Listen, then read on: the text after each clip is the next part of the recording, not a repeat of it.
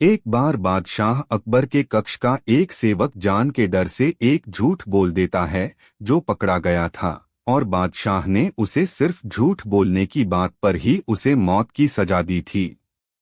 यह सेवक बेचारा बीरबल से गुहार लगाता है, तो बीरबल दरबार में इस बात को उठाकर कहते हैं कि क्या इस दरबार में कभी किसी ने झूठ नहीं बोला है। सभी लोग कहते हैं उन्होंने कभी भी झूठ नहीं बोला। बादशाह अकबर बीरबल के इस बात से नाराज होकर दरबार से निकल जाने के लिए कहते हैं। बीरबल दरबार से चले जाते हैं। सभी दरबारी उनके जाने से खुश हो जाते हैं, क्योंकि बीरबल की वजह से उन्हें अहमियत नहीं मिलती थी। बीरबल का दिमाग तेज चल रहा था। वह सीधे एक सोनार के पास जाते हैं और कहते हैं कि उसके लिए गेहूं के दाने के जैसे सोने के दाने बनाने के लिए कहता है। 2 दिन बाद वह सोने के दाने लिए दरबार में जाता है। पहले तो बादशाह अकबर उसे देखते ही नाराज हो जाते हैं। वह कहते हैं, हमने तुम्हें दरबार में नहीं आने का आदेश दिया था, तो तुम यहाँ क्यों आए। बीरबल कहता है, जब देश की बात आ गई तो मैं स्वयं को रोक नहीं सका और चला आया। अकबर पूछते हैं, ऐसी कौन सी बात है जिसके वजह से तुम यहाँ आ गए। बीरबल कहता है, मुझे कल एक बहुत बड़े महात्मा मिले। उन्होंने मुझे कुछ सोने के बीज दिए और कहा इसकी खेती करोगे तो सोने के ही अनाज उगेंगे। उसके लिए कुछ जमीन चाहिए और यह अनाज देश के ही काम आएगा। बादशाह अकबर खुश होकर कहते हैं, तुम्हें जितनी जमीन चाहिए ले लो, पर खेती अच्छी करना जिससे ढेर सारा सोने का अनाज उगे। बीरबल कहता है, जहां पनाह एक समस्या है। इस अनाज को वही बो सकता है जिसने कभी भी झूठ नहीं बोला हो, वरना यह नहीं उगेगा। तो आप सारे दरबारी तो कभी झूठ नहीं बोल हो, तो कल सुबह खेत में आ जाइए। सभी दरबारी सर झुका लेते हैं, क्योंकि सभी लोग झूठ बोलते थे। फिर बीरबल बादशाह अकबर की ओर देखते हैं, तो बादशाह अकबर भी कहते हैं, बचपन में मैंने भी बहुत झूठ बोला है। बीरबल कहते हैं, जब सभी झूठ बोलते हैं तो एक गरीब को झूठ बोलने पर मौत की सजा क्यों दी जा रही है। यह सुनते ही बादशाह अकबर को एहसास होता है कि बीरबल ने यह सब कुछ इस गरीब सेवक को बचाने के लिए किया है, तो वह उससे बहुत खुश होते हैं और इस सेवक को तुरंत छोड़ते हैं और बीरबल को इनाम देते हैं। बीरबल वह इनाम उस सेवक को दे देते हैं। दरबारियों के चेहरे फिर उतार जाते हैं। बादशाह अकबर के दरबार में मियां खुसरो और बीरबल दोनों ही तंबाकू खाने के शौकीन थे। बादशाह अकबर को तंबाकू से सख्त नफरत थी, पर दोनों ही उनके खास नवरत्न में से थे, इसलिए कभी कुछ बोलते नहीं थे। एक दिन तो हद हो गई। बीरबल तंबाकू रगड़ रहे थे, तभी बादशाह अकबर आ जाते हैं, तो बीरबल फट से झटक कर मुंह में डाल लेते हैं। यह देख बादशाह अकबर उनसे कहते हैं, बीरबल तुम ऐसी चीज क्यों खाना पसंद करते हो जिसे गधे भी नहीं खाते हैं। बीरबल कहते हैं, जनाब ये चैतन्य चूर्ण है, गधे नहीं खाते। बादशाह को यह बात बुरी लग गई, क्योंकि बीरबल ने जिस अंदाज से कहा था उससे साफ जाहिर हो रहा था कि जो नहीं खाते वो गधे हैं। उसी समय सामने से मियां खुसरो भी सामने से आते हैं और वह सामने एक कोने में तंबाकू थूकते हैं। यह देख बादशाह को गुस्सा आ जाता है। वह बीरबल से कहते हैं, देखो ये कितना बड़ा बेवकूफ है, कहीं भी गंदगी करता है। बीरबल बोलने के लिए वह भी मुंह में भरा तंबाकू वही एक और थूक कर कहते हैं, जहां पनाह मियां खुसरो तो पुराने बेवकूफ हैं। बादशाह अकबर बीरबल को भी थूकते देख उनका पारा 7वें आसमान पर पहुंच गया। वह तुरंत दोनों को दरबार में चलने का आदेश देते हैं। दरबार में पहुंचने के बाद वह दोनों को उनके आसन पर बैठने नहीं देते हैं और कहते हैं, तुम दोनों हमेशा गंदगी करते हो, आज मैं तुम दोनों को ऐसी सजा दूंगा कि तुम दोनों दोबारा तंबाकू खाकर थूकना बंद कर दोगे। मियां खुसरो कहते हैं, जहां पनाह माफी चाहता हूं, बचपन की आदत है, इसके बिना तो पाखाना नहीं होता और दिमाग भी नहीं चलता। बादशाह कहते हैं, तो ठीक है, कल सुबह सभी दरबारी गण इन दोनों के घर जाकर इनके घर में कहीं भी पाखाना करेंगे, तभी उन्हें समझ आएगा। बीरबल मुस्कराते हैं। बादशाह उन्हें 2 दिन के लिए दरबार से निष्कासित भी करते हैं। दूसरे दिन सभी दरबारी गण आधे मियाँ खुसरो के घर पहुंच जाते हैं। मियाँ खुसरो बेचारे अपने परिवार के साथ बाहर आ जाते हैं। सभी दरबारी गण घर के हर कोने में अपना अपना काम करते हैं। उचर बीरबल के घर पर जब आधे दरबारी गण पहुंचते हैं तो देखते हैं बीरबल नंगी तलवार लेकर बैठे हैं। सेनापति यह देख पूछते हैं, बीरबल आपने यह तलवार हाथ में लेकर क्या कर रहे हो? बीरबल कहते हैं, यह आप लोगों के लिए है। बादशाह ने सिर्फ पाखाना करने को कहा है, अगर किसी ने पेशाब किया तो उसका पिछवाड़ा काट दूंगा। उनकी बात सुनकर सभी घबराकर मियाँ खुसरो के घर जाते हैं। मियाँ खुसरो यह देख घबरा जाता है और पूछता है, सब के सब मेरे यहाँ क्यों आए रहे हो? सभी उसे बीरबल की बात बताते हैं तो वह एकदम से बिफर जाता है और तुरंत दरबार में जाकर बादशाह के सामने गुहार लगाता है। बादशाह उसकी बात सुन सैनिकों से बीरबल को तुरंत लाने को कहते हैं। बीरबल कुछ ही देर में दरबार में हाजिर होते हैं। वह मियाँ खुसरो को पहले से देख सब समझ गए, फिर भी अनजान बनते हुए कहते हैं, हुजूरे आला, आपने तो हमें आज तक के लिए निष्कासित किया था, तब कहे बुलवाएं। बादशाह कहते हैं, बीरबल तुमने हमारे हुक्म की तालीम नहीं की, तुम्हें हमारे फरमान की तौहीन की है, इसके लिए तुम्हें बहुत बड़ी सजा सुनाई जाएगी। बीरबल कहते हैं, हुजूर मैं तो 100% आपके फरमान को ही अमल कर रहा था, अब दूसरों को उसमें क्या कमी लगी जो आपके पास शिकायत करने चले आए? बादशाह कहते हैं, तुम नंगी तलवार लेकर लोगों को धमकाओगे तो कौन आवेगा घर में? बीरबल हाथ जोड़कर कहते हैं, मैंने तो सिर्फ आपके फरमान के बारे में ही उनको बता रहा था, अब वह सब भाग गए तो मैं क्या करूं? मैंने तो उन सभी से कहा कि जहां पनाह ने पाखाना करने को कहा है वो कर लो, पर पेशाब मार करना, मैंने क्या गलत कहा? बादशाह अकबर बीरबल के कहने के तरीके से हंस पड़ते हैं और कहते हैं, मान गए बीरबल, तुमको मियाँ खुसरो दूसरों से रखने से बेहतर होगा थोड़ा बीरबल की तरह दिमाग भी लगाया करो, जाओ जाकर घर की सफाई करो, कोई दरबारी सेवक तुम्हारा घर साफ नहीं करेगा। खुसरो अपना मुंह बनाए हुए चल देते हैं।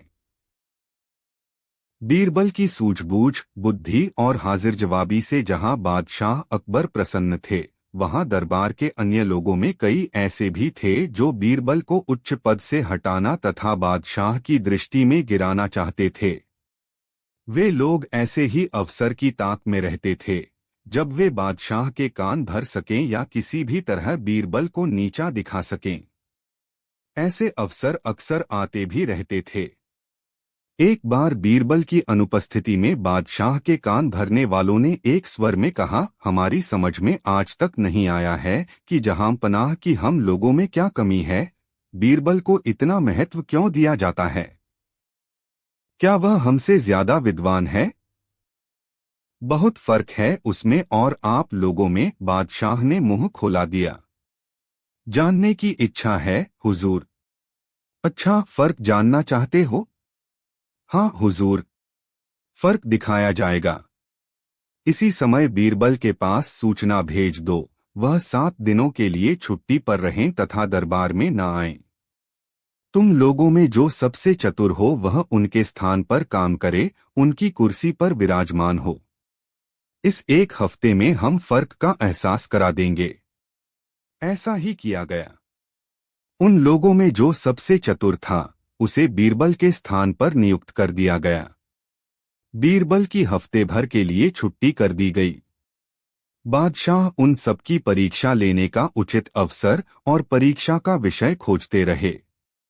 1 सप्ताह खत्म होने को आ गया। 6ठा दिन था। बादशाह ने दरबारियों को एकत्र कर उनके द्वारा चुने गए उस चतुर व्यक्ति से कहा, हमारे महल के पिछले हिस्से में कुतिया के बच्चों की सी आवाजें आती रहती हैं, देखकर आओ माजरा क्या है। बहुत अच्छा हुजूर, कहकर चतुर व्यक्ति चला गया। थोड़ी देर बाद लौटा।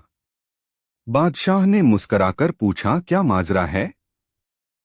कुतिया ने बच्चे दिए हैं हुजूर। वे ही कूकू करते रहते हैं। वे कितने बच्चे हैं? बादशाह ने पूछा। हुजूर, मैंने तो गिने नहीं। जाओ गिनकर आओ। व्यक्ति आज्ञा पाकर दोबारा गया और थोड़ी देर बाद लौटा आया। आते ही बोला, जहांपना, 5 बच्चे दिए हैं कुतिया ने। मैं स्वयं गिनकर आया हूं। गिन आए? जी हाँ। अच्छा, तो तुमने यह भी जरूर देखा होगा कि उनमें कितने नर हैं और कितने मादा? बादशाह ने मुस्कुराकर कहा। व्यक्ति चकरा गया। वह बोला, हुजूर, यह तो देखा नहीं। देखकर आओ। व्यक्ति तीसरी बार गया और यह देखकर आया कि बच्चों में कितने नर और कितने मादा थे। हुजूर, 2 नर और 3 मादाएं। अच्छा, जो नर है उनके रंग कैसे कैसे हैं? जी, वह व्यक्ति पुनः घूमने लगा। मैंने दोनों नर बच्चों के रंग पूछे हैं, बादशाह ने कहा। जी, यहीं तक याद है। उनमें से एक तो काला है और एक शायद सफेद। जरा मैं एक बार फिर देख आता हूं। और व्यक्ति चौथी बार गया। आकर बताया कि नर काला सफेद और दूसरी बादामी, मादाओं में से 2 काली और 1 बादामी है। बैठ जाइए, बादशाह ने कहा। व्यक्ति बैठ गया। अब बीरबल को यहाँ बुलाया जाए, बादशाह ने आदेश दिया। बीरबल ने आते ही कहा, हुजूर, अभी तो 1 दिन और बाकी है। मैं परसों अपने आप ही आ जाता। जरूरी काम है। सेवा बताइए। हमारे महल के पीछे के भाग में अजीब सी आवाजें आती हैं, जैसे कभी कुतिया के भौंकने की, कभी कुतिया के बच्चों की कूकू, कभी गुर्राने की। देखकर आओ, माजरा क्या है? जरा जल्दी लौटना। अच्छा जहांपनाह। बीरबल चले गए। बीरबल जब लौटे तो बादशाह ने प्रश्न किया, क्या माजरा है? कुतिया ब्याही है, 5 बच्चे दिए हैं। वे सब कूकू करते हैं। कुतिया गुर्राती या भौंकती रही होगी रात में। कोई बात नहीं है वहां। 5 बच्चे हैं, उनमें नरमादा कितने कितने हैं? 2 नर 3 मादाएं हैं, बीरबल ने बताया। रंग किस प्रकार के हैं? एक नर काला सफेद, दूसरा बादामी, मादाएं 2 काली और 1 बादामी है। बीरबल का उत्तर सुनकर बादशाह प्रसन्न हो गए। उन्होंने अपने दिल पर गर्व किया कि उन्हें एक बुद्धिमान व्यक्ति मिला है जो उनके साथ रहता है। अपनी प्रसन्नता दबाए हुए बोले, अब तुम लोग समझ गए होंगे कि तुम में और बीरबल में क्या फर्क है। क्यों श्रीमान जी? जी, व्यक्ति का सिर झुक गया। जिस काम को वह 4 बार में कर सका था और 2.5 घंटा लगाया था, उसे बीरबल ने एक ही बार में केवल आधे घंटे में कर दिया था। वह समझ गया कि उनमें और बीरबल में क्या फर्क है। बीरबल ने जो मान पाया है, अपनी योग्यता के बल पर पाया है। एक बार एक अमीर आदमी अपने पड़ोसी की शिकायत लेकर बादशाह अकबर के दरबार पहुंचा। वह न्याय की गुहार लगाते हुए अकबर से बोला, जहांपना, ये मेरा पड़ोसी नवाज है। इसने मेरे घर से कीमती सोने का हार चुराया है। न्याय कीजिए जहांपनाह, मुझे मेरा हार वापस दिलाइए और इसे कड़ी से कड़ी सजा दीजिए। अमीर आदमी अपने पड़ोसी नवाज को जानबूझकर चोरी के इल्जाम में फंसाकर सजा दिलवाना चाहता था। अकबर ने अमीर आदमी की बात सुनकर नवाज से पूछा, क्यों नवाज, ये सच है क्या? नवाज बोला, नहीं बादशाह सलामत, मैं बेकसूर हूं। मैंने कोई चोरी नहीं की है। ये आदमी मुझे फंसाना चाहता है। नवाज गिड़गिड़ाते हुए बोला, नहीं जहांपनाह, मैंने इसे अपनी आंखों से हार चुराते हुए देखा है। यही चोर है। अमीर आदमी चिल्लाते हुए बोला, यदि ये चोर नहीं है तो साबित करके दिखाए। आप इसे लोहे की गर्म सलाखें अपने हाथों में पकड़ने के लिए कहें। ये सच बोल रहा है तो खुदा इसके हाथ जलने से बचा लेगे और मैं मान लूंगा कि ये चोर नहीं है। लेकिन यदि इसके हाथ जल गए तो साफ हो जाएगा कि ये झूठ बोल रहा है और हार इसी ने चुराया है। अकबर ने नवाज की ओर देखा। अमीर आदमी की ये बात सुनकर वह डर गया था और बोला, बादशाह सलामत, मुझे आज का वक्त दें। मैं एक बार अपने घर पर देख लेता हूँ, यदि वह हार मिल गया तो इसे दे दूंगा, नहीं तो लोहे की गर्म सलाखें पकड़कर अपनी बेगुनाही साबित करूंगा। अकबर ने उसे एक दिन का समय दे दिया। वह घर पहुंचा तो बहुत परेशान था। वह समझ नहीं पा रहा था कि कैसे स्वयं को इस मुसीबत से बचाएं। अंत में उसने बीरबल के पास जाने का मन बनाया। उसे पता था कि उसे इस मुसीबत से सिर्फ बीरबल ही बचा सकता है। वह अपने घर से बीरबल से मुलाकात करने के लिए बीरबल के घर पहुंचा और उसने उसे सारी बात बताई और इस मुसीबत से निकलने के लिए कोई रास्ता सुझाने की गुजारिश की। बीरबल ने उससे कुछ कहा और वह अपने घर चला आया। अगले दिन वह अकबर के दरबार में हाजिर हुआ। अमीर आदमी भी वहां मौजूद था।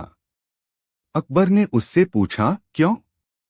क्या तुम अपने घर पर हार ढूंढ पाए?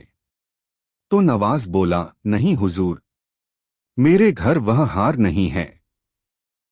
अकबर ने पूछा, तो क्या तुम लोहे की गर्म सलाखें पकड़ने के लिए तैयार हो? तो नवाज बोला, जी हुजूर, मैं तैयार हूं, लेकिन मैं चाहता हूं कि जिस तरह मैं लोहे की गर्म सलाखें पकड़कर अपनी सच्चाई साबित करूंगा, उसी तरह ये अमीर आदमी भी इन गर्म सलाखों को पकड़कर साबित करे कि ये सच्चा है।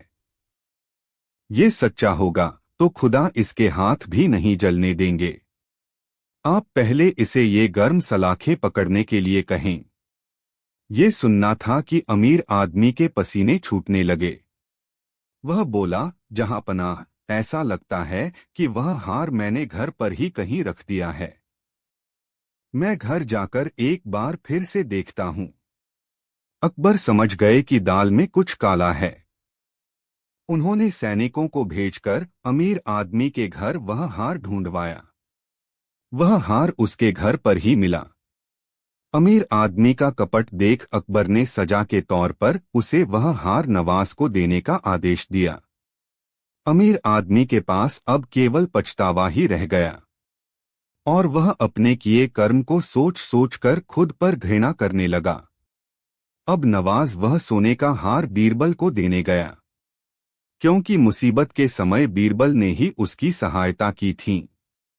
पर बीरबल ने यह कहकर हार लेने से मना कर दिया कि यह तुम्हारी ईमानदारी का पुरस्कार है, मैं इसे कैसे ले सकता हूँ। ये बात सुनकर नवाज बहुत खुश हुआ। इसलिए हमें इस कहानी से यह शिक्षा मिलती है कि हमें कभी भी मुसीबत के समय घबराना नहीं चाहिए और सोच समझ का मुसीबत का हल ढूंढना चाहिए। बादशाह अकबर को उसके दरबारी एक दिन ऐसे है भड़काने का प्रयास करते हैं। मियां खुसरो कहते हैं, जहां पनाह, बीरबल खुद को बड़ा दानी समझता है। लोग कहते हैं वह दिन दुखियों को दान देता रहता है। यह सब झूठी बातें वह क्यों फैलाता है? वह जिनको दान देता है उसमें क्या पता कि वह गरीब है, बना हुआ भिखारी है। इससे जनता को हराम का खाने का आदी बना रहे हैं। बादशाह कहते हैं, ठीक है, हम आज बीरबल के दान देने के मामले को परखेंगे कि क्या वह सचमुच सही लोगों को दान देते हैं या फिर भिखारियों को बढ़ावा दे रहे।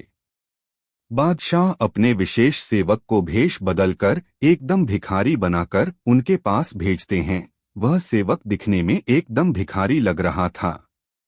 बादशाह बोले, अगर तुम बीरबल को बेवकूफ बनाकर भीख ले आए तो तुम्हें ढेरों इनाम मिलेगा। वह सेवक बीरबल के पास पहुंचता है। उस समय बीरबल कुछ जरूरतमंदों को दान दे रहे थे। तभी वह भिखारी बन कहता है, भैया, मैं और मेरे बच्चे 8 दिन से भूखे हैं, मुझ पर दया करें। वह 2 बार अपनी बात को दोहराता है तो बीरबल उसे ऊपर से नीचे तक देखते हैं तो उनकी पारखी नजर यह पहचान जाती है कि यह बनावटी भिखारी है, क्योंकि उसकी बातें और जुबान दोनों में ही अंतर था। वह सभी को दान देकर वहां से चलते हैं तो वहां भी पीछे पीछे चल देता है और कहता है, मालिक कुछ दे दीजिए, मैं और मेरे बच्चों ने 8 दिन से खाया नहीं है। बीरबल एक छोटे से नदी को पार करने लगते हैं तो वह अपने चप्पल निकलकर हाथों में लेते हैं तो वह भी अपने चप्पल हाथी में ले लेता है और उनके पीछे पीछे ही चलता है। बीरबल नदी को पार कर नदी के पथरीले ककड़ भरे रास्ते पर 5-6 कदम चलकर फिर अपना चप्पल पहनते हैं और उस भिखारी की ओर देखते हैं। वह एक कदम भी पथरीले मार्ग पर नहीं चल पाया था और वह अपने चप्पल पहनकर बीरबल की ओर आता है तो बीरबल देखते हैं कि उसके गोरे पैर बड़े हो नाजुक थे। वह बीरबल से कहता है, भैया मुझ पर कृपा करो। बीरबल कहते हैं, भाई जिसे ईश्वर सजा दे रहे हो तो मैं उसे बचाने जाऊंगा तो मुझे भी पाप लगेगा। वह कहता है, मैं आपकी बात समझा नहीं। बीरबल कहता है, हमारे बादशाह के राज्य में हर व्यक्ति भूखा उठता जरूर है पर भूखा सोता नहीं है। अगर आप कह रहे हो कि 8 दिन से तुम्हें और तुम्हारे बच्चों को खाना नहीं मिला है तो इसका मतलब साफ है कि ईश्वर तुम्हें सजा देना चाहता है। बीरबल आगे बढ़ जाते हैं। वह सेवक समझ गया कि उसे बीरबल ने पहचान लिया है कि वह भिखारी नहीं है तो वह जाकर बादशाह से सब बताता है। कुछ ही देर में बीरबल दरबार आते हैं तो बादशाह उससे पूछते हैं, बीरबल तुम तो बहुत बड़े दानी बनते हो, फिर भी एक भिखारी को खाली हाथ लौटा दिया। बीरबल कहता है, माफी चाहता हूँ जहां पनाह, अगली बार असली भिखारी भेजिएगा अथवा उसे विशेष रूप से तैयार करके भेजिएगा। 8 दिन से भूखे आदमी की जुबान लड़खड़ाती है और आपके बंदे की जुबान एकदम मजबूत थी, उसमें रुआब था, माना अच्छे चप्पल तो भीख में भी मिल जाते हैं पर 8 दिन का भूखा चलने में मेरी बराबरी नहीं कर सकता और भिखारी पूरे दिन कंकड़ पत्थरों पर चलते हैं, यह तो एक कदम भी नहीं चल सका। बादशाह अकबर मियां खुसरो की ओर देखते हैं तो वह दूसरी ओर देखने लगते। बादशाह अकबर बीरबल से कहते हैं, मान गया भाई तुम अच्छे परखी हो और किसी भी आदमी को बेवजह दान नहीं देते हो।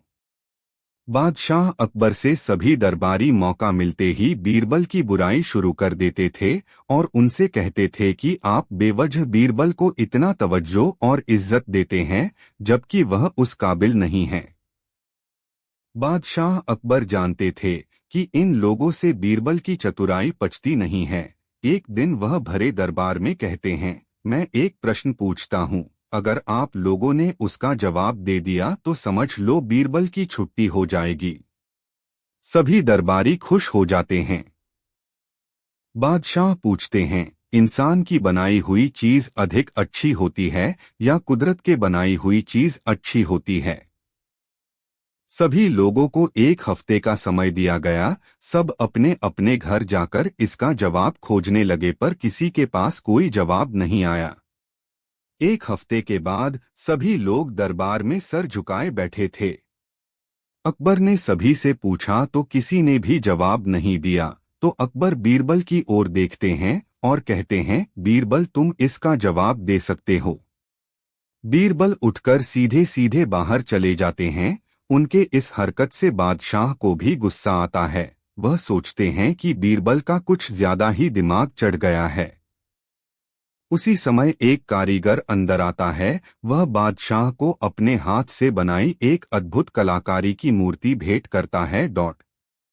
बादशाह अकबर मूर्ति देख इतने खुश होते हैं कि उसे 1000 स्वर्ण मुद्राएं देने के लिए कहते हैं। वह खुश होकर जाता है। उसके जाते ही बाग का माली सुंदर पुष्प गुच्छों का एक बढ़िया सा भेंट बनाकर लाता है। बादशाह को वह भी बहुत पसंद आता है तो उसे 100 चांदी के मोहरे देने के लिए कहते हैं। तभी बीरबल अंदर आते हैं तो बादशाह उसे देख भड़क उठते हैं। बादशाह कहते हैं, बीरबल यह क्या बदतमीजी है, तुम दरबार छोड़कर बाहर चले गए और जवान भी नहीं दिया। बीरबल कहते हैं, हुजूर में जवाब के लिए ही तो बाहर गया था। इन दोनों को मैंने ही भेजा था और जवाब आपने ही दे दिया। एक को 1000 स्वर्ण मुद्राएं और दूसरे को 100 चांदी की मोहरें, मतलब इंसान की बनाई वस्तु ही अच्छी होती हैं। बादशाह कहते, मैं तो इसलिए उसको 1000 स्वर्ण मुद्राएं दी कि यह कलाकृति वर्षों तक रहेगी और वह पुष्पगुच्छ 2 दिन में खराब हो जाएगा। बीरबल कहते, हुजूर आपने ही जवाब दे दिया। बादशाह बीरबल की चतुराई से बहुत खुश होते हैं और उन्हें इनाम भी देते हैं। एक दिन बादशाह अकबर दरबार में बैठे थे। उनके नवरत्न भी वही बैठे थे। कुछ लोग दूसरे राज्य से आए थे और वह बादशाह अकबर के चाटुकर्ता में लगे थे। उनका कहना था कि बादशाह अकबर से अधिक ताकतवर कोई नहीं है, इनके सामने कोई भी नहीं टिक सकता है। बादशाह खुशी से फूले नहीं समाते हैं। तभी मियाँ खुसरो उठकर कहते हैं, कोई है जो बताए कि बादशाह अकबर से भी बड़ा कोई और है? अगर है तो बताओ। बीरबल कहते हैं, माफी चाहता हूँ जहांपना, आपसे भी शक्तिशाली लोग हैं जो आपसे अधिक ताकत रखते हैं। सभी लोग बीरबल के इस बात का मजाक उड़ाते हैं और इसे बादशाह अकबर की बेइज्जती करार करने लगते हैं। बादशाह अकबर ये तो समझ गए कि बीरबल ने कहा है तो कुछ सोच समझ कर कहा होगा, पर अब दरबार और मेहमान के सामने बीरबल ने यह कहकर उनकी बेइज्जती कर दिया था। बादशाह अकबर गुस्से में कहते हैं, बीरबल, अगर तुम्हें लगता है कि मुझसे भी ताकतवर कोई है जो मुझसे ना डरता हो तो उसका नाम बताओ। यदि कल तक तुमने साबित नहीं किया तो तुम्हें देश निकाला कर दिया जाएगा। उनके विरोधी खुश हो जाते हैं और उन्हें लगता है कि अब तो बीरबल फंस गया, अब इसका बड़बोलापन उसके लिए भारी पड़ जाएगी। बीरबल कहते हैं, जहां पनाह में कुछ देर के लिए दरबार से बाहर जाना चाहता हूं। मियाँ खुसरो कहते हैं, बीरबल कल तक रुक जाओ, इस देश से ही बाहर चले जाना। सभी हंसते हैं। बादशाह अकबर बीरबल को जाने का इशारा करते हैं। बीरबल सबको देखते हुए जाते हैं। दरबार में सभी बीरबल की बेवकूफी की बातें करने लगते हैं। थोड़ी देर में बीरबल लौट कर आते हैं। उनकी गोद में शहजादे सलीम हैं, जिनकी उम्र मात्र 2 वर्ष है। शहजादे को देख सभी उनको पुचकारने लगते हैं तो कोई उन्हें छूना चाहता है, पर शहजादे सलीम किसी को थप्पड़ मारते हैं तो किसी की आंख में उंगली डाल देते हैं। सलीम बादशाह को देख उनके पास जाने की जिद करता है तो बीरबल उनके पास दे देते हैं। सलीम अपने पिता के पास पहुंचते ही उनकी दाढ़ी खींचता है तो कभी उनका मुकुट खींचते हैं, पर बादशाह उसे प्यार से पुचकार कर हंसने लगते हैं। बीरबल पूरे दरबार की ओर घूम कर देखते हैं, फिर बादशाह अकबर से कहते हैं, जहां पनाह, अब भी आपके समझ आया कि नहीं? बादशाह चौंकते हैं, फिर ठहाके मारकर हंसते हैं। उनको ऐसे हंसते देख सब हैरत से देखते हैं। बादशाह अपने सिंहासन से उतरकर निर्बल के पास आते हैं और अपना एक हार निकाल कर देते हैं। सभी परेशान होते हैं कि बादशाह अकबर को क्या हो गया है। बादशाह अकबर सभी को परेशान देख हंसते हुए कहते हैं, आप लोगों को अभी तक समझ नहीं आया? अरे मूर्खे, अभी शहजादे सलीम ने हम सबकी हालत खराब कर दी, तब भी तुम्हें समझ नहीं आया? एक बच्चा सभी से ताकतवर है, इस बच्चे ने आप सबको थप्पड़ मारा, लात मारा, मेरा मुकुट खींचा, मेरी मूछें खींची, तो सबसे ताकतवर कौन है? सभी बात समझकर मजबूरी में तालियां बजाते हैं। बीरबल मुस्कराते हैं। बादशाह अकबर मुगल काल के सबसे प्रसिद्ध बादशाह माने जाते थे। अकबर बड़े शौकीन और खुशमिजाजी किस्म के बादशाह थे। एक बार की बात है कि बादशाह अकबर का जन्मदिन नजदीक आ रहा था। जन्मदिवस को मनाने के लिए विशाल दरबार सजाया गया था। सभी दरबारी और बादशाह अकबर के रिश्तेदार आने लगे और बादशाह को उनके जन्मदिन की बधाई देने लगे। हर कोई बादशाह को खुश करने के लिए उनके लिए कुछ न कुछ तोहफा जरूर लाता। बादशाह सभी के तोहफों को अपने हाथ से स्वीकार कर अपने सेवक को दे देते। बादशाह को अलग अलग किस्म के इत्र का बहुत मोह था। बादशाह अपने मन ने आस दबाए थे कि अभी तक कोई विशेष इत्र नहीं आया। तभी कोई मित्र बादशाह के लिए इत्र लेकर आया। बादशाह ने इत्र को देखकर अपना संयम खो दिया और उस इत्र की सीसी को अपने दाएं हाथ में लेकर बाएं हाथ को पीछे किया और उस सीसी को थोड़ा टेढ़ा करते हुए मुस्कराए और बोले, हमारी नजरें सारे तोहफों में इसी की तलाश में थी। इतने में इत्र की एक बूंद नीचे गिर गई। गिरती हुई बूंद ठीक बादशाह के सामने थी। अब बादशाह उस बूंद को किसी भी तरह व्यर्थ नहीं जाने देना चाहते। फट से बूंद को लपकना चाहा, परंतु बूंद सोफे पर गिर गई और उस सोफे की रुई की गहराई में समा गई। बादशाह की इस हरकत को बीरबल ने देख लिया और ऐसा करते हुए बादशाह अकबर ने भी बीरबल को देख लिया। बादशाह फटाक से अपने मूल चरित्र में आए। बादशाह रात भर सोए नहीं इस बात को लेकर कि बीरबल उनके बारे में क्या सोचेगा। सारी रात बादशाह बाएं हाथ को सर के नीचे और दाएं हाथ से दाढ़ी को सहलाते रहे और सुबह इसका हल निकालने का निश्चय किया। ऐसा विचार कर बादशाह सो गए। सुबह उठते ही बादशाह ने अपने 7-8 सेवकों को बुलाया और हुक्म दिया कि जाओ अपने महल में जितना भी इत्र हैं सारे इत्र को एक हौद में डाल दो। हुक्म पाकर सारे नौकर झटाक से सारे महल को छानबीन कर फटाक से सारे इत्र को हौद में डाल दिया। फिर बादशाह ने सारे मंत्रिमंडल को दरबार में इकट्ठा किया ताकि सभी लोग अकबर की महानता को समझ सके। फिर बादशाह ने एक गुहार लगाई कि बादशाह अकबर के दरबार से जिस किसी को जितना चाहिए उतना इत्र ले जाएं।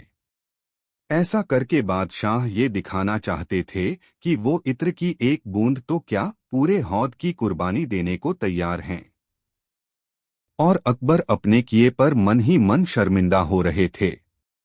बीरबल को ये सब समझ से आ गया और अनुमान लगा लिया कि हो न हो कल की घटना का ही नतीजा है। बीरबल से रहा नहीं गया और उसने पूछ लिया, जहांपनाह ये सब किस लिए? तो अकबर बोला, अरे बीरबल, दान पुण्य करते रहना चाहिए। अब अकबर आंखे तो भी क्या कहे। अकबर बोले, हे बीरबल, हम कहना चाहते थे एक बूंद से खोई प्रतिष्ठा हौद में कहाँ मिलेगी। लेकिन बीरबल चुप रहे और मन में मुस्कुराकर बादशाह के काम की तारीफ करने लगे। एक बार बादशाह अकबर बीरबल के साथ ऐसे ही घूमने निकले थे। उन्हें रास्ते में एक तोता बेचने वाला दिखा। जो तोता बेच रहा था उसका एक तोता बादशाह को देखते ही बोला, सावधान, बादशाह अकबर पधार रहे हैं। बादशाह को वह तोता बहुत पसंद आता है। वह तोते वाले से उसकी कीमत पूछते हैं तो वह कहता है, बादशाह सलामत रहे, इसे मैंने खास तौर पर आपके लिए ही सिखाया है, ये आपकी भेंट देता हूँ। बादशाह उससे बहुत प्रसन्न होते हैं और कहते हैं, बीरबल, इसे 100 स्वर्ण मुद्राएं दिलवा दो। और उस तोते को लेकर चल देते हैं। रास्ते भर तोता कहता रहता है, सावधान, बादशाह सलामत पधार रहे हैं। बादशाह उस तोते को अपने एक खास सेवक को उस तोते की देखरेख करने के लिए देते हैं और उसे ताकीद करते हैं, अगर इस तोते को कुछ भी हुआ या किसी ने कहा कि ये तोता मार गया तो उसे मौत की सजा मिलेगी। वह सेवक बेचारा मजबूरी में है, कहता है, वह बादशाह को ना तो कह नहीं सकता था। वह पूरे मन से उस तोते का ध्यान रखता था, पर एक दिन उस तोते ने कुछ अधिक अमरूद खा लिया तो उसकी मौत हो गई। वह बेचारा घबराकर बीरबल के पास जाता है और उनसे सारी हकीकत बताता है तो बीरबल सोच में पड़ जाते हैं। बीरबल सेवक से कहते हैं, तुम उसे अच्छे से फूलों पर लिटा दो, मैं थोड़ी देर में आता हूँ। बीरबल बादशाह के पास जाते हैं और कहते हैं, जहांपनाह, गजब हो गया वो आपका तोता। वह अधूरी बात कहकर छोड़ देते हैं। बादशाह हड़बड़ाकर कहते हैं, क्या तोता मार गया? ये कैसे हुआ? बादशाह गुस्से में उठकर सेवक के पास जाते हैं। वहां तोता को मारा देख उन्हें बहुत क्रोध आता है और उसे उसी समय सूली पर चढ़ाने का आदेश देते हैं। बीरबल धीरे से कहते हैं, बादशाह हुजूर, आपको सूली पर चढ़ाने का आदेश कौन देगा? बादशाह चौंक कर बीरबल को देखते हैं। बीरबल कहते हैं, आपके आदेश अनुसार उसके मरने की बात करने वाले को मृत्युदंड मिलना था, तो सबसे पहले तो आपने ही कहा कि तोता मार गया।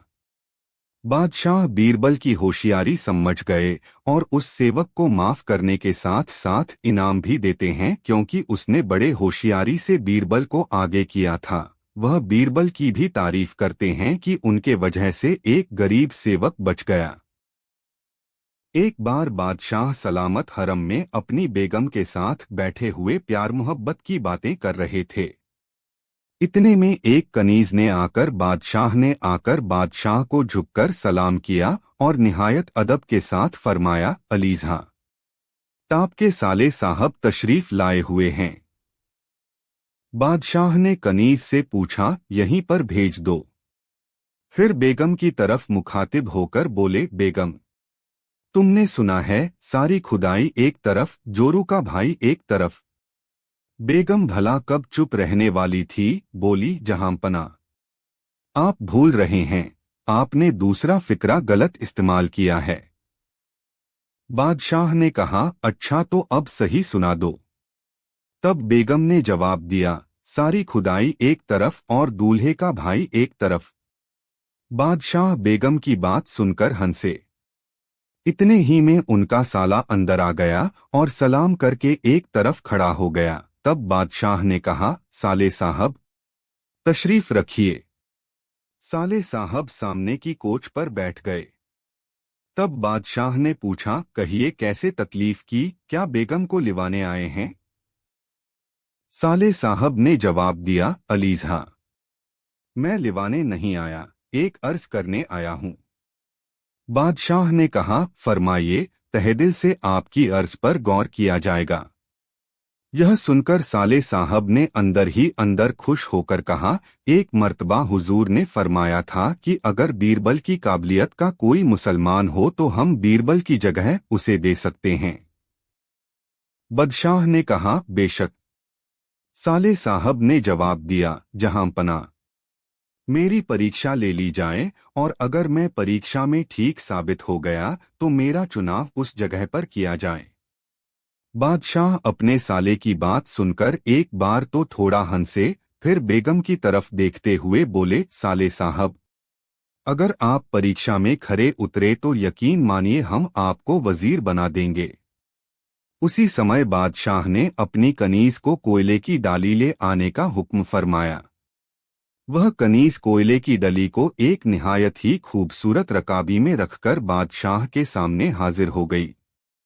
तब बादशाह उस कोयले की डली को अपने साले साहब को देते हुए बोले, साले साहब, अगर आप 3 दिन के अंदर अंदर इस कोयले को 10,000 रुपए में बेच आओगे तो हम आपको बीरबल से होशियार समझेंगे, यही आपकी परीक्षा होगी। बादशाह की बात सुनकर साले साहब के पांवों से जमीन खिसकने लगी। वह बेहद अफसोस के मारे घर आ पड़े और मन ही मन कहने लगे, या अल्लाह, इस कोयले का तो कोई एक पैसा भी न देगा। भला यह 10,000 रुपए में कैसे बिक सकता है? मैं इस परीक्षा को कैसे पूरा करूं? बादशाह ने बीरबल को अपने से जुदा न करने के लिए मुझ पर भारी जुल्म किया है। या खुदा, वजीर आजम बन ही नहीं सकता। बीरबल भी तो इस कोयले के 10,000 रुपए नहीं ला सकता।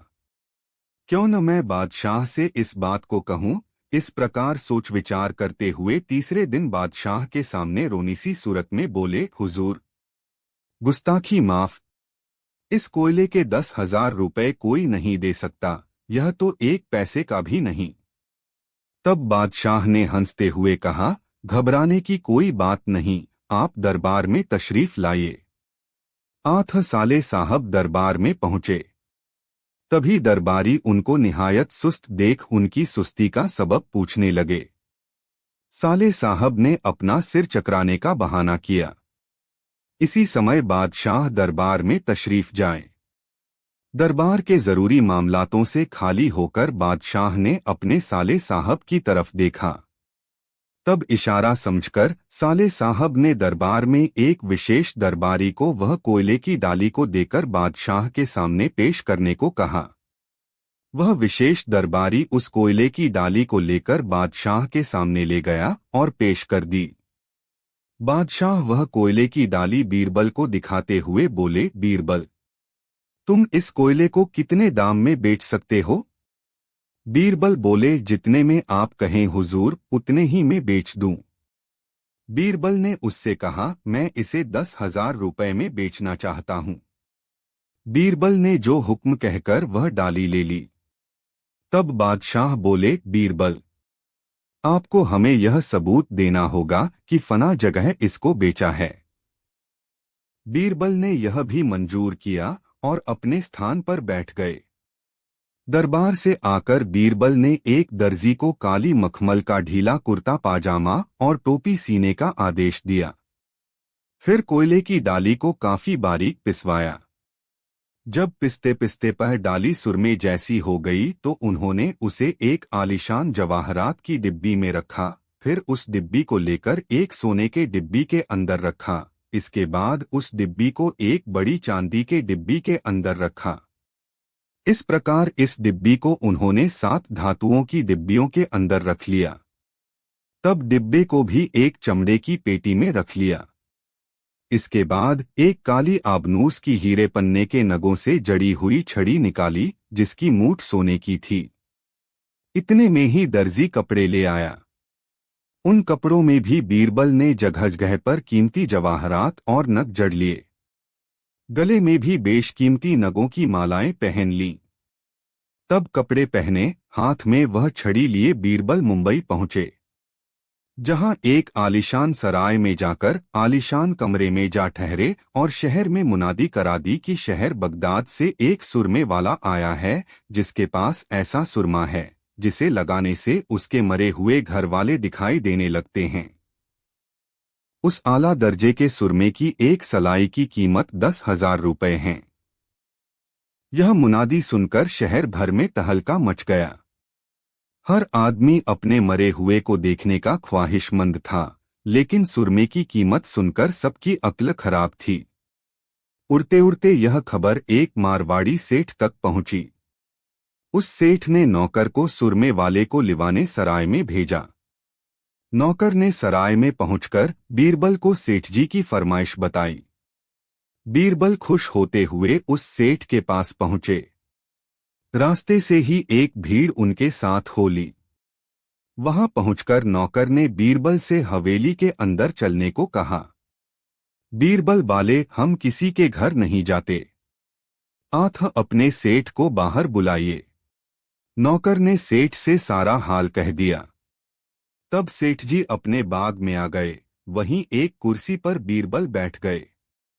लोगों की भारी भीड़ भी वहीं बैठ गई। तब बीरबल ने अपने चमड़े की पेटी खोली, फिर डिब्बी में से डिब्बी निकालने लगे। वहां पहुंचकर नौकर ने बीरबल से हवाली के अंदर चलने को कहा। बीरबल बोले, हम किसी के घर नहीं जाते, आथ अपने सेठ को बाहर बुलाइए। नौकर ने सेठ से सारा हाल कह दिया।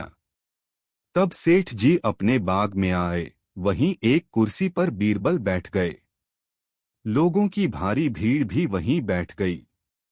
तब बीरबल ने अपने चमड़े की पेटी खोली, फिर डिब्बी में से डिब्बी निकालने लगे। फिर वह 7वीं जवाहरात की डिब्बी निकाली। सेठ जी तथा सब लोग बीरबल के कीमती लिबास, मालाएं तथा नग देखकर प्रभावित हो गए थे।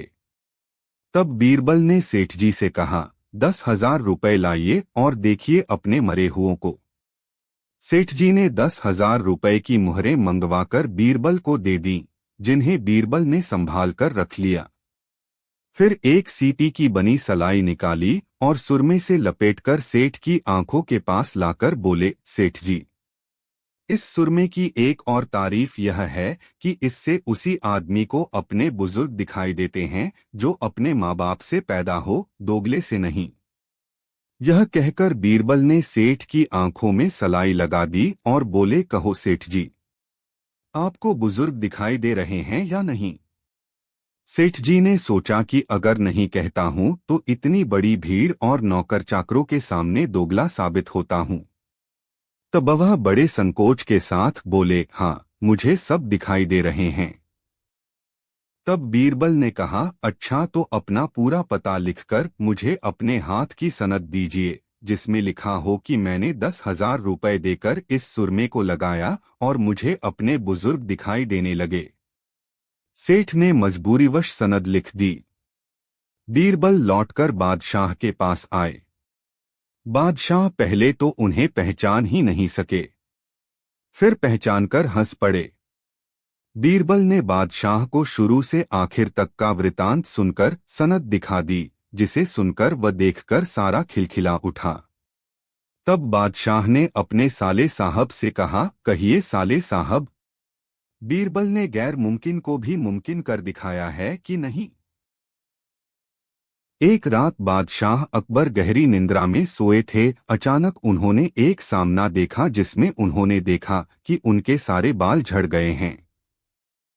बादशाह की नींद इस सपने को देखने के बाद खुल जाती है और वह सोचने लगते हैं कि इस सपने का मतलब क्या है। सुबह दरबार में सभी से इस अपने का मतलब पूछते हैं तो सभी कहते हैं, इसका मतलब तो कोई ज्योतिषी ही बता सकता है। ज्योतिषी सपने का मतलब बताते हैं कि बादशाह सलामत। यह सपना कहता है कि आपसे पहले आपके सारे रिश्तेदार मर जाएंगे। बादशाह को यह सुन बहुत क्रोध आता है और वह सभी ज्योतिषों को दरबार छोड़ने का आदेश देते हैं।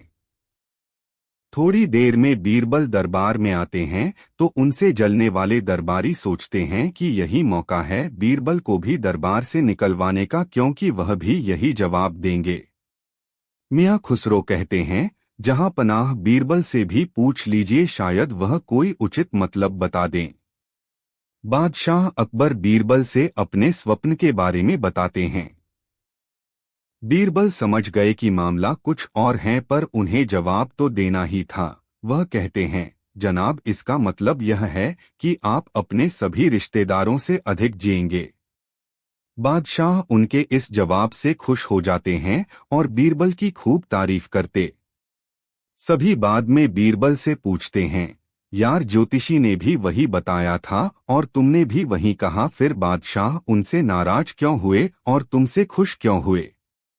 बीरबल कहते हैं, है बात के कहने के दो तरीके होते हैं, एक तरीका तुम्हें मार खिलाता है और दूसरा इनाम दिलाता है। अब आप पर निर्भर है कि आप कौन से तरीके से कहते हैं।